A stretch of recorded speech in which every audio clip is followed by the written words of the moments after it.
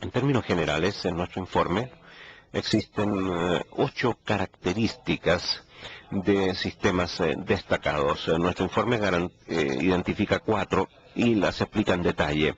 Se relacionan con el capital humano en la sección azul, en la parte azul de esta gráfica, pero también existen reformas subyacentes que son muy importantes. Una de ellas, y a la cual no nos hemos referido durante la presentación, pero que se asume que existen los mejores sistemas, es que establecen estándares de nivel mundial. Es decir, lo que ellos esperan que los niños aprendan, que comprendan, que sean capaces de hacer, es una comparación que se realiza con los mejores a nivel mundial. Entonces, si uno aprende física en Singapur, uno sabe que un niño de 15 años a quien le va bien en física en Singapur, le va a ir bien en cualquier país del mundo, pero en algunos sistemas los estándares son muy bajos y por lo tanto las expectativas de los niños de 10 o de 15 años son muy bajas. Esto es así en muchos estados norteamericanos y también en algunos países europeos. Un aspecto crucial entonces para obtener un nivel mundial es establecer estándares que sean consistentes con el nivel mundial, y los datos de TIMSS y de PISA permiten que eso se realice, porque la matemática, la física, la ciencia, estas asignaturas no son específicas para cada cultura, se pueden generalizar en torno a ellos. Ahora, claro, cuando se trata de historia nacional y algunos aspectos del lenguaje, bueno, hay temas específicos en cuanto a cultura, pero incluso ahí se puede comparar quizás el estándar, aunque no el contenido, con un nivel mundial. Entonces este es otro factor importante que es importante. También el enfrentar rápidamente las fallas cuando el sistema no está desempeñándose adecuadamente. Hay que reaccionar en forma rápida, en forma oportuna.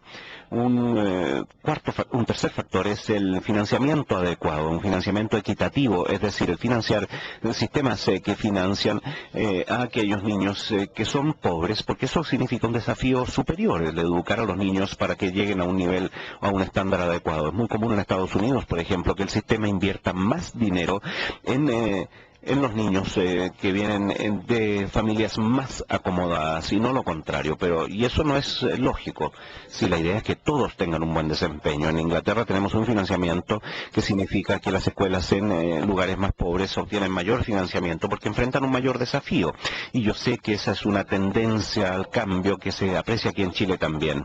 Y un cuarto aspecto muy importante también es la educación preescolar y la calidad de esa educación preescolar. En Inglaterra, durante la era de Tony Blair, nosotros expandimos la educación preescolar. De hecho, éramos uno de los peores prestadores de la educación preescolar en la década de los 90. Ahora somos uno de los mejores a nivel mundial. Y no solo aumentamos la cantidad, sino que también nos concentramos en qué es lo que se necesita para obtener una buena educación preescolar. Y nuestra educación preescolar contiene 3 elementos. En primer lugar, la educación y oportunidades para todos los niños de 3 o 4 años de edad, independientemente de dónde se ubiquen en el país, y en aquellas áreas de pobreza para los apoderados de niños entre 0 y 3 años. Hay centros a los cuales pueden acudir donde tienen apoyo familiar, ayuda, aprenden cómo ser buenos padres, aprenden a enseñarle a los niños el lenguaje, a cómo formular preguntas, a jugar ciertos juegos que estimulen el desarrollo matemático, lingüístico y social, que es importante para los niños pequeños, y eso ha demostrado ser muy importante. Y a largo plazo esas intervenciones tempranas va a ayudar a mejorar el desempeño de los sistemas a escala mundial en forma muy significativa. Si estas son entonces las lecciones de los sistemas destacados, a lo que me quiero referir en la última sección es a las reformas que nosotros impulsamos durante la era de Tony Blair, para que ustedes aprecien ejemplos de reformas donde cometimos muchos errores, pero donde también acertamos en muchos aspectos.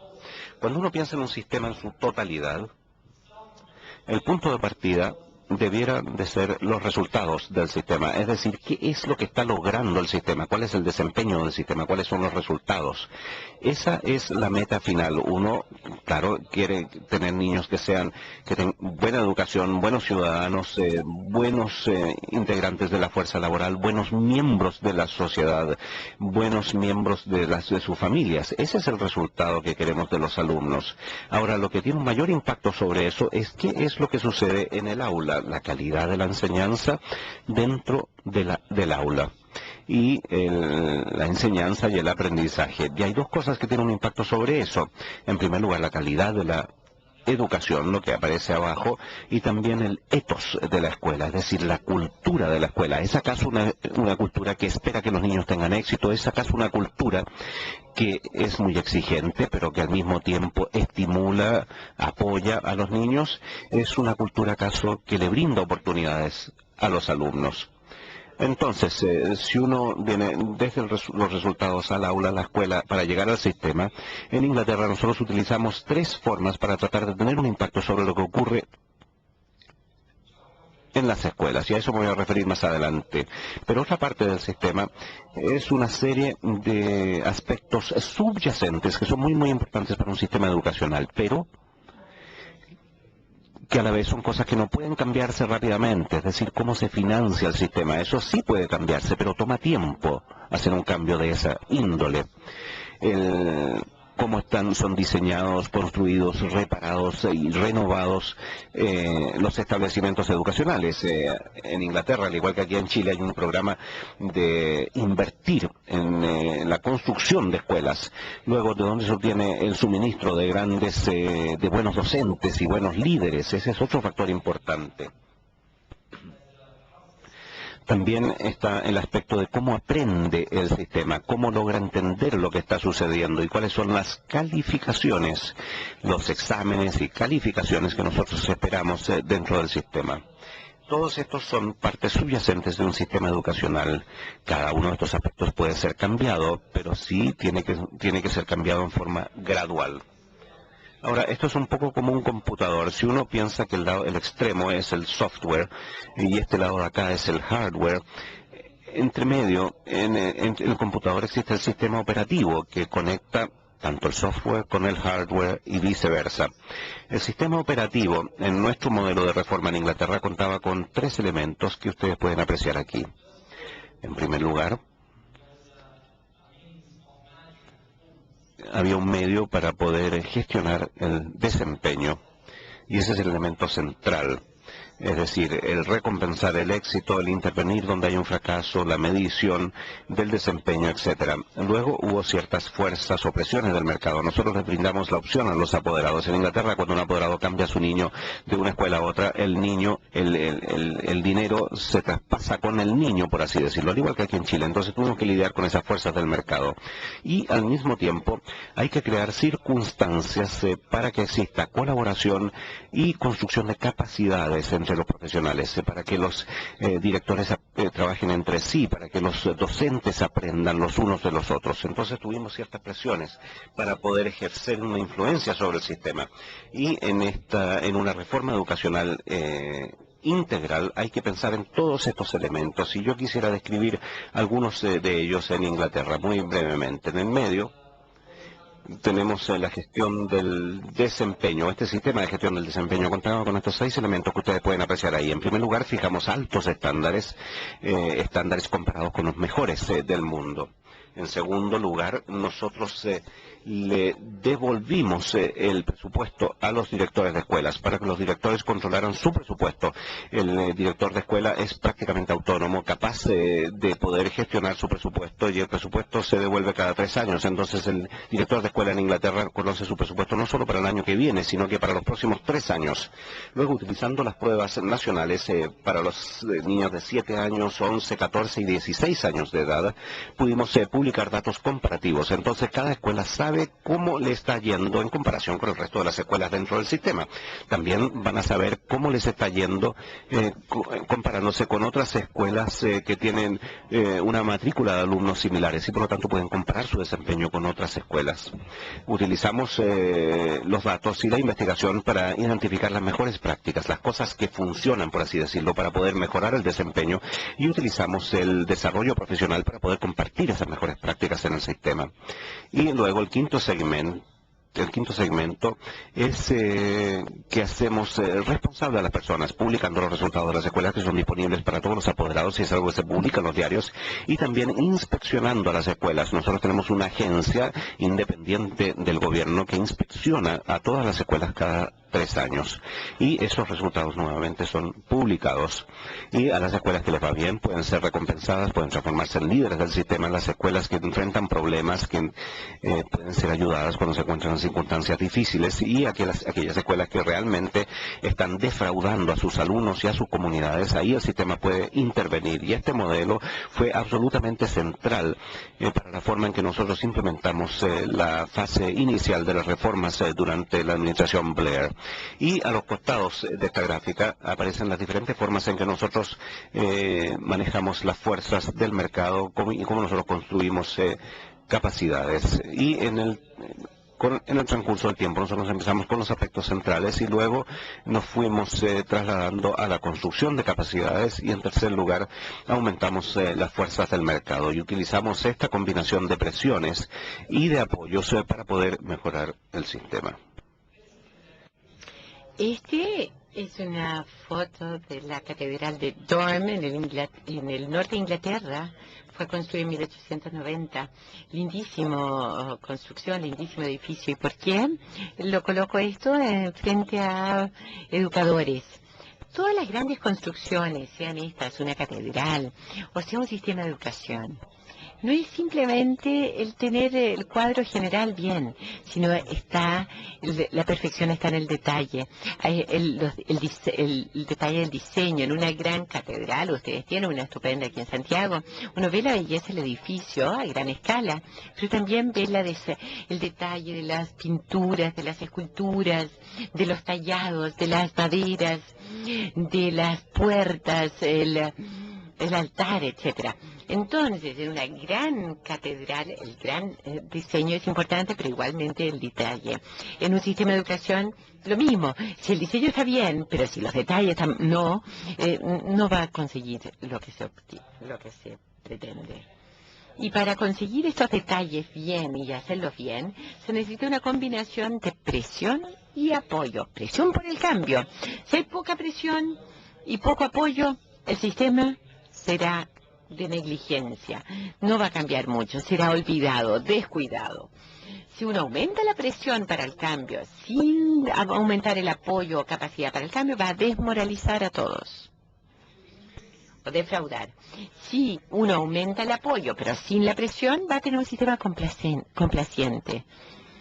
Solo si usted tiene la combinación correcta de presión y apoyo va a obtener resultados. Y esto es un desafío estratégico para los sistemas educacionales en el tiempo. ¿Cómo equilibrar la presión y el apoyo? O combinar presión y apoyo a medida que se va desarrollando el sistema. En Inglaterra, lo que yo le decía a los directores de colegio, tenemos 20 años de apoyo sin presión y luego 10 años de presión sin apoyo. Y ahora hemos llevado 10 años de la combinación de presión y apoyo juntos. Y el desafío para Chile y para todos los otros países es precisamente llegar a ese equilibrio de presión y apoyo. Por supuesto, solo se pueden hacer estas cosas si uno invierte en el tiempo. En la era Blair, además de reformar el sistema, también invertimos significativos fondos adicionales. Y no voy a ir por los detalles acá en esta diapositiva donde dice, y todas las diapositivas pueden tener una copia de ellas, por supuesto. Les mencioné el cambio en la profesión docente como resultado de esta campaña publicitaria. Y este gráfico les muestra el crecimiento en el número de profesores, el aumento de profesores en nuestro sistema. Vean, teníamos una escasez en 1989, en el punto menor. Y luego empezamos a aumentar no solo aquellos profesores que entraban a la universidad, sino los que se cambiaban de otro trabajo, de otra carrera. Y ahora una parte importante del reclutamiento de profesores al sistema es esa combinación. En la flexibilidad en la matrícula, digamos. No solo debe pensar en los jóvenes que quieren ser pedagogos, quieren ser docentes, sino también aquellos que quieren cambiar carrera y ser derechamente docentes. Ahora, esta es otra de esas publicidades que les mostré antes. Trabaja con la gente más apasionante del país, o la mejor materia prima del país. Y para concluir esto, quería mostrarles que sí tuvo un impacto en el desempeño de Inglaterra.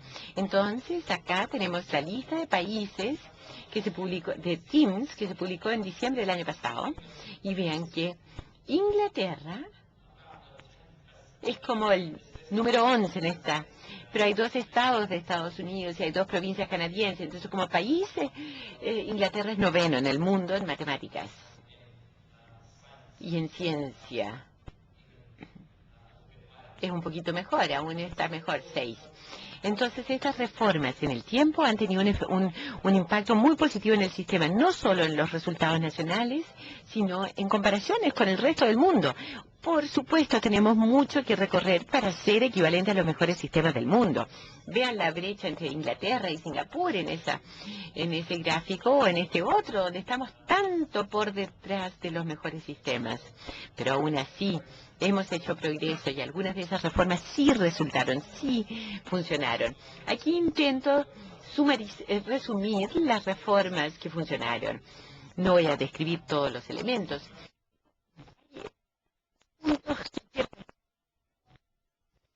Especialmente en este lado del gráfico.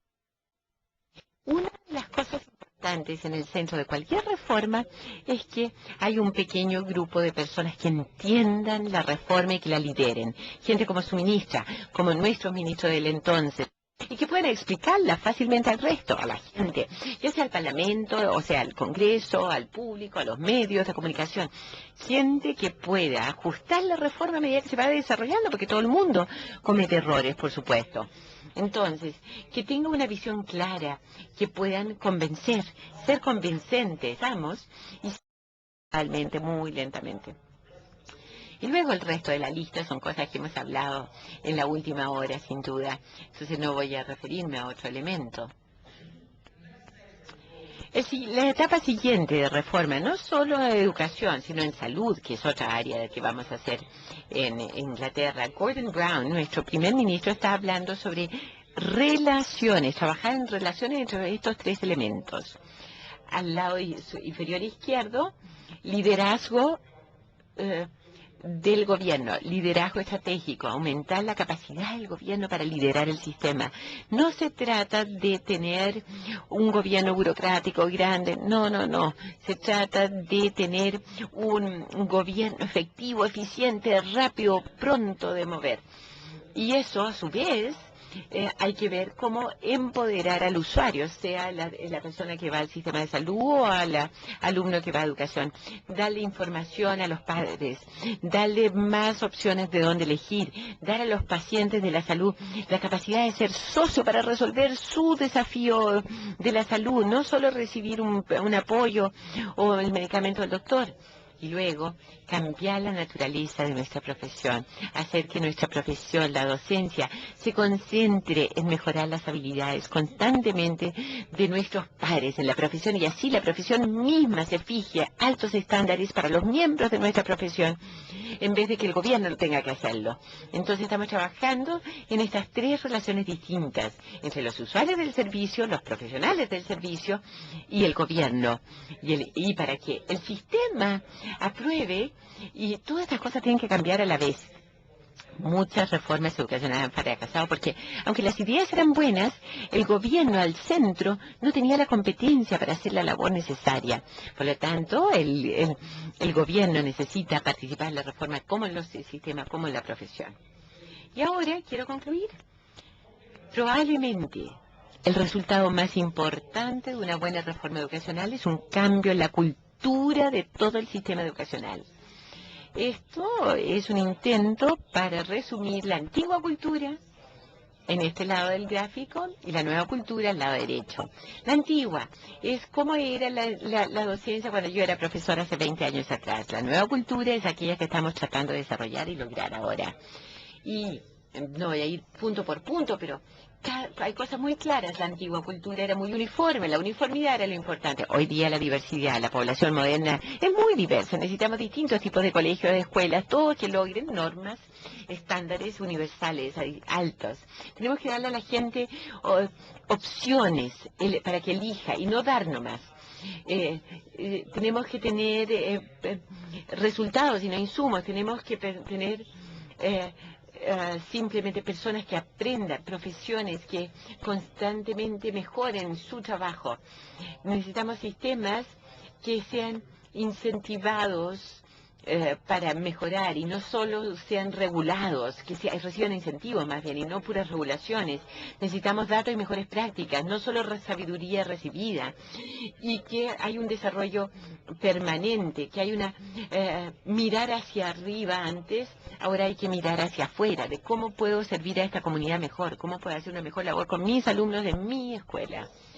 El sistema antiguo era muy cómodo, era confortable. Yo lo pensé por harto tiempo. ¿Por qué el sistema, con todas esas fallas, y estoy hablando de Inglaterra, por qué un sistema que miraba hacia arriba, demarcaba y era el desarrollo desarmonizado, era siempre, ¿por qué? Porque si había alguien a quien culpar, siempre alguien a quien echarle la culpa. El sindicato de profesores culpaba al gobierno, el gobierno a los sindicatos, los directores del colegio a los profesores a la comunidad culpaba al pasado, al resto, a todos. O sea, es así cuando yo era profesor en Inglaterra. En el nuevo sistema, todos son responsables de sus resultados. El profesor, el director, el ministro, el alumno individual y la familia también. Y cuando todos asumen la responsabilidad, una responsabilidad por lograr un resultado, es más demandante, más exigente, más gratificante, por supuesto. Ojalá hayan encontrado que esta presentación haya sido de interés y de ayuda. Estoy esperando después las preguntas que me van a hacer. Y hace calor, yo creo que aquí paramos. Gracias por su paciencia. Me ha encantado estar con ustedes.